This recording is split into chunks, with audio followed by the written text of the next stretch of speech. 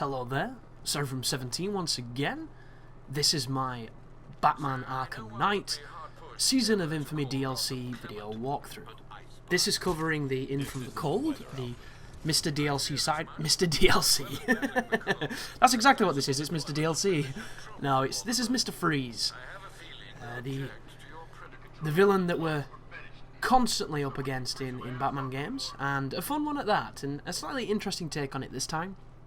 The gameplay you are currently watching is on hard difficulty, and I will be taking no damage. The very beginning of this mission, when she go over to this frozen freighter, is going to be probably one of the bigger Predator missions in the game. So for Predator sequences, if you're new to Arkham and you're not too sure of the terminology, it's essentially the moments where you have to take down people stealthily. And you don't necessarily have to take them down quietly, you can do it any way you choose to. You've got gadgets, you've got all kind of utilities that you can use, but normally you are the predator, they are the prey, and it wants you to hunt them and take them down in a convincing superhero kind of way.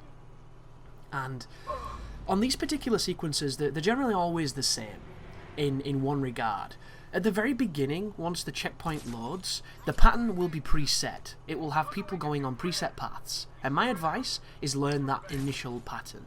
Doesn't matter if you die, doesn't matter if you get spotted, just learn where everybody is, where they like to go, what they like to do.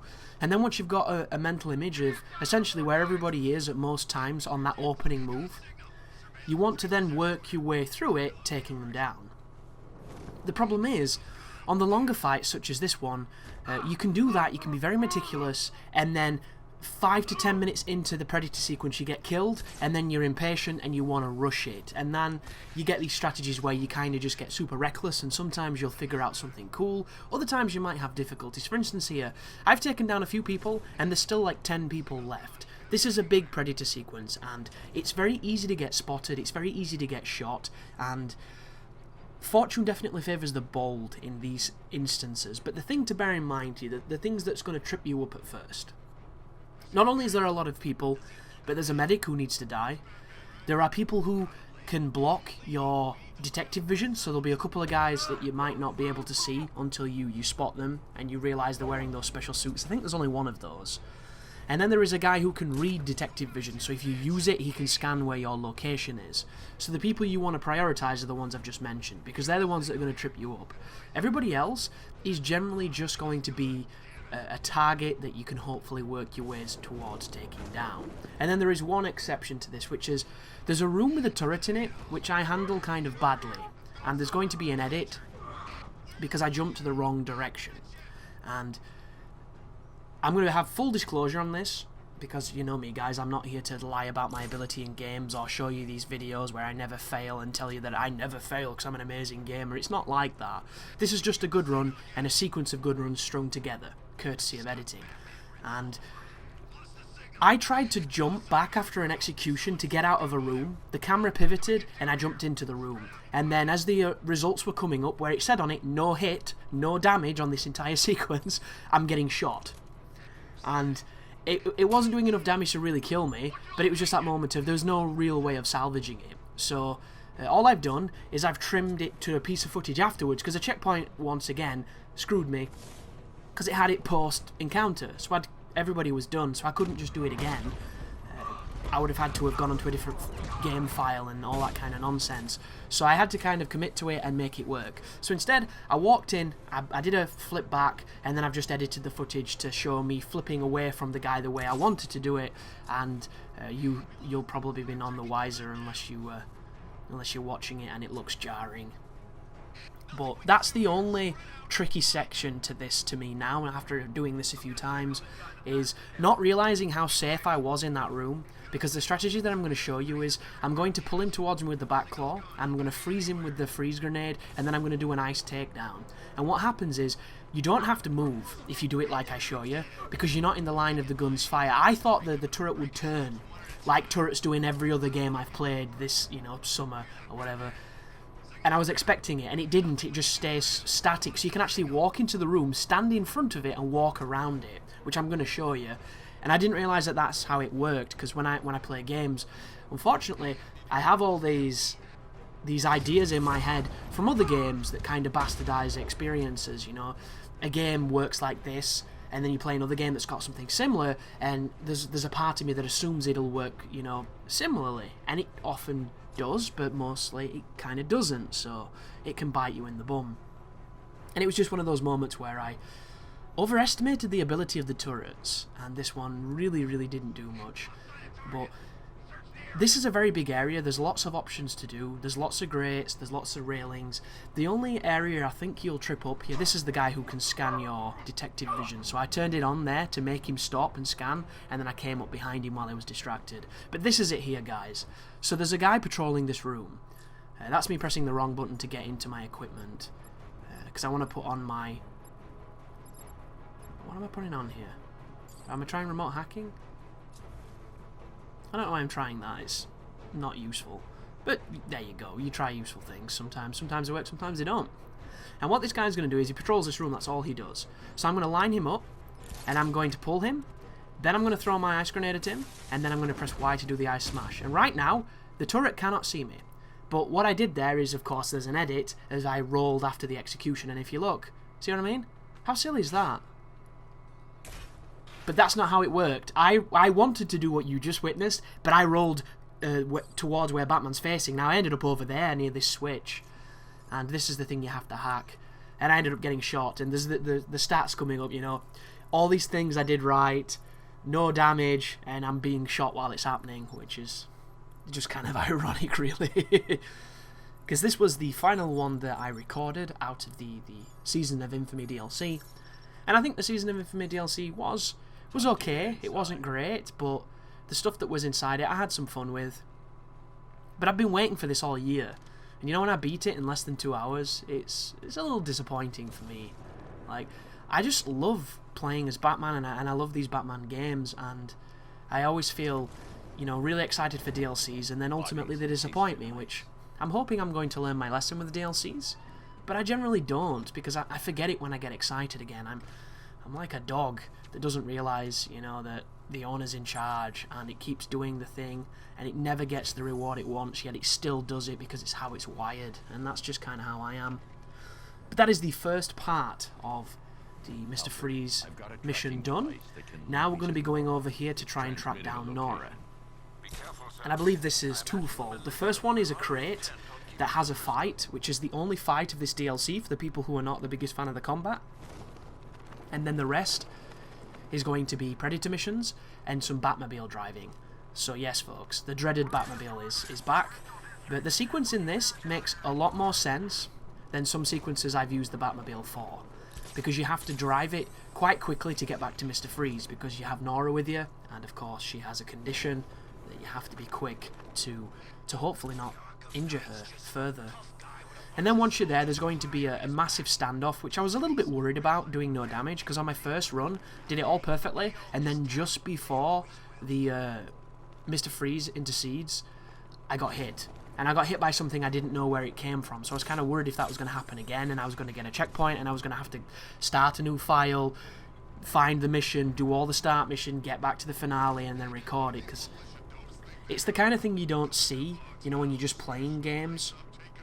Is the way games are made that make it awkward to replay things, and I'm sure if you've played enough, you're probably well aware of this. Oh, you can get a lovely dive bomb on this first enemy here. Additionally, if you don't want to do this fight, you can fear takedown like 4 or 5 of them depending on your upgrades, and you can pretty much mitigate this entire encounter before it begins. Notable people here, Big Heavy and a guy with a sword. Get rid of those two and you're laughing. Get a full beatdown on this dude, you can get some nice combos off him, cash it in on his friends, and just enjoy the Batman combat. I wish you could pick those weapons up quicker. How many times have you been punched trying to pick up a weapon? Like, so many times it happens to me. Because all I want to do is get it and then jump out of there and start using it. Because if you've never used the weapons in this game, you can hit through people's shields, which I think is a beautiful addition. Because it fucks me off when I get a really good combo and I fly across the screen to punch a dude and I hit a guy with an electric stick. Or I hit a shield that I didn't want to hit.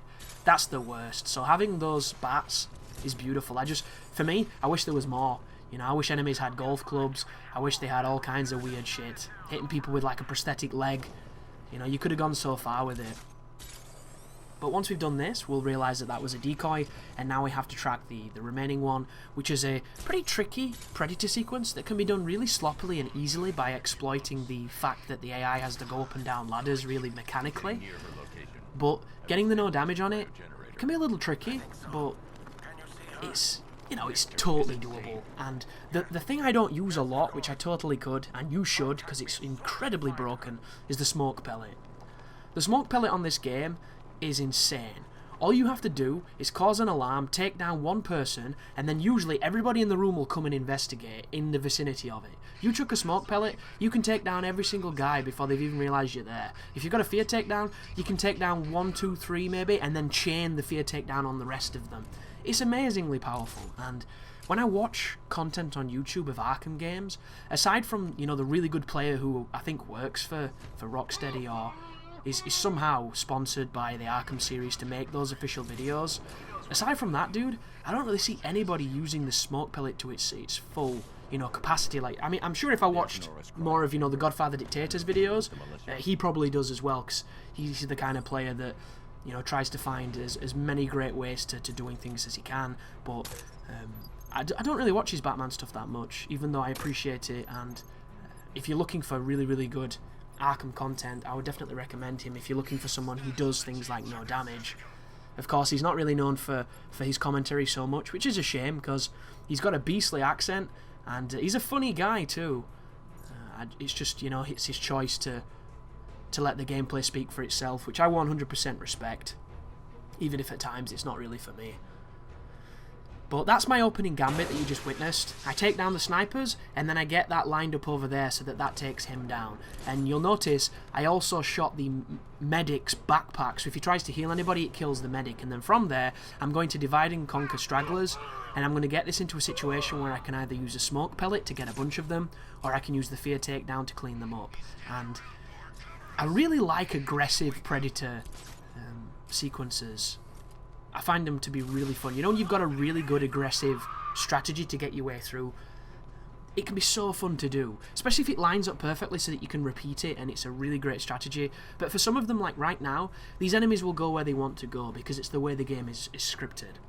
At a certain point, when they know where you are, but they don't know exactly where you are, they just go on their own paths, and it's entirely down to the hierarchy of decisions that the AI gets. So at this point, this is as close to free flow as you can get. And although you can argue, you know, overcoming odds in a free-flowing, randomised environment is incredibly skillful and the hardest thing to do, I love patterns. I am a pattern fan. And I'm not the best at memorising patterns, because my memory is only good when I've done something 1,000 times. But when it's kind of short like this, and it is kind of, you know, the muscle memory of going in, doing that guy, going in, doing that guy, and done, I remember it a lot better. It's kind of funny, like, I can stare at the periodic table, but I couldn't fucking remember any of it, and it sucks, because I would love to be able to just drop off periodic table, you know, acronyms and what they are and stuff, but I can't do that. It's just doesn't interest me enough, so I don't retain it. Yet, you know, something in a video game, if I play through a video game, I've got the entire environment, you know, mapped in my mind. I know exactly where things are, I know exactly where to go, and it's just that weird thing, isn't it? And I wish we could use, you know, that willingness to learn and that willingness to discover and retain information that we get when we play a game, so it makes us more informed and better at the game, and apply that in other areas of life. Because look at that bullshit. I was holding A to run towards the pod, and he just jumped up. He's a gymnast. But here is Nora. There's Nora, and then we're in the Batmobile. So you have to be a little quick here, but it's not too fast. And you know, something I noticed about this particular sequence is I'm almost certain, you know, those classic Batman 1989 races that they added to the game via DLC a couple weeks back? I'm almost certain that they ripped part of that course directly from this. And I don't know if this was designed afterwards or before or what, but that's kind of dodgy. Then again, some of those races they added are horrible. Absolutely horrible. Like, some of them are just...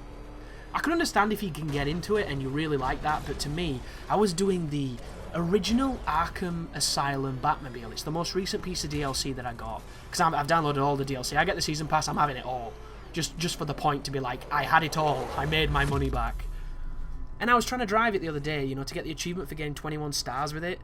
It controls like shit. I could not do anything. It was hilarious. I could not make this machine work. And I don't know if it's faster or if it's got a longer boost or whatever, but that is the worst handling vehicle I've ever felt in this game. And I've done the... which ones did I do? I did the... Obviously, I did 3-starred all the normal Batmobile missions, and I 3-starred one of the new palette swaps for it, but I can't remember which one. And I had no trouble on either of them, you know. A couple of them took a few attempts to get 3 stars on and what have you, but this Batmobile, this new one that I was trying the other day, I was 1-starring things, because I just could not control the fucking thing. And I like to go fast, and it's just not the way you handle that machine. That's going to take some mastery, because it's weird. It's so washy. And I'm happy that I'll never have to touch it again. Because I'm going to go through and I'm going to try and clean up on the rest of the vehicle ones with the races. Because getting 21 stars, really easy. You know, you can do a couple of the fun races. But I'm with the people who think that the Batmobile is probably the weakest part of this game. However, I don't mind it, you know, in the game. In the game, I thought it was okay. I think they used it well. Those AR missions, I really like the ones where you have to chase cars and bump into them and you get that score. And if you get hit, it lowers your score. I think that one's fun. I'm not a big fan of the tank ones because they're just like the ones in the main game. They're fucking boring. They take too long. Not very fun at all. The races, some of the races, I think would be better if they were shorter. Oh, by the way, guys, over here is a pretty good safe spot if you want to play super defensive. And as I mentioned, I took a hit at the end of this on my practice run, so I was curious of where it came from. So I thought if I sit here, I can't get flanked, and this takes a little longer than it needs to, but I'm in no real danger other than like 1 or 2 guys that come to me. So you can be really cheesy here if you want to. But a race for me is better when it's shorter. You know, it's a mentality that's probably my own that I just prefer, and I like 10 to 15 second challenges. Make it incredibly technical, make it, you know, really challenging and demanding on the player, but have it to be really fast so that it's only, you know, a set amount of concentration and you can quickly restart it. When you've got a race that takes 3 minutes to finish, if you fuck up 2 minutes into it, I don't want to do it. You know, it's not the type of person I am. I'm not the guy who's going to be a time trial master, and some of those races are they're too long for me. And I'm sure there's probably people that love them, but I would prefer it to be snappy, and that's the kind of thing that I really like. And, you know, there's not a lot of good things to say about Tony Hawk's Pro Skater 5, but one of them was some of those challenges where they were short and they were snappy, but they demanded a high level of mobility to do the line the game wanted you to do. When they worked and they didn't drop your grind when you didn't drop it, or if it didn't, you know, do something dumb that game did a lot, like where you fell through the floor and all that kind of shit. But those ones where they were, like the ring challenges, for the most, those ring challenges were always snappy. It was only like 10 to 15 rings and you can just get them done, and they had a really nice flow to them, except for the one on the asteroid belt because that level sucked. Like, I like short, snappy responsiveness, and that's the way I would definitely design my... Oh, this is it, by the way, guys. See how it says never shot? And watch it when I go to restart. I'm like, I can't believe it did this. So restart 6 minutes ago. Like, oh, why? I wanted to jump out of the room. But just in the name of transparency, guys, that's what happened before I edited it. So, yeah, love it. Thank you very much for watching. I hope you enjoyed the season of Infamy during this festive season. And as always, you take care now.